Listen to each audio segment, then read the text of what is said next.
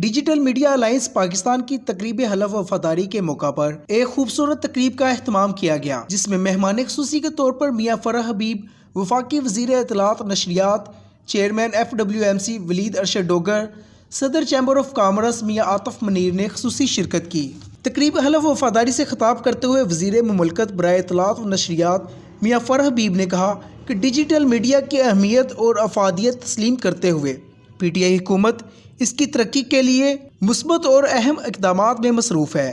انہوں نے کہا کہ ڈیجیٹل میڈیا سے منسلک صحافیوں کو حکومت کی جانب سے ہر ممکن سہولیات فراہم کی جائیں گی۔ انہوں نے بتایا کہ ڈیجیٹل میڈیا کو سرکاری اشتہارات دینے کے لیے بھی مؤثر حکمت عملی کے تحت اقدامات جاری ہیں۔ اس کے لیے وزارت اطلاعات و نشریات کے ذیلی اداروں میں رجسٹریشن کا عمل بھی جاری ہے۔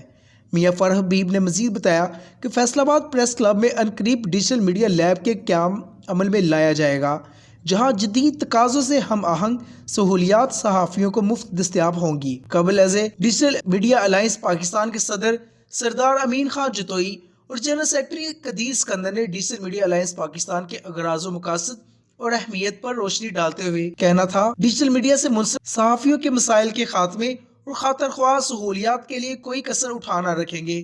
اس موقع پر وزیر مملکت میاں فرح حبیب نے ڈیجیٹل میڈیا الائنس پاکستان کے نو منتخب عہدیداران سے حلف بھی لیا۔ کیمرہ مین رانا حمزہ حسین کے ساتھ Usama Mirza, A to Z news, Faisal آباد۔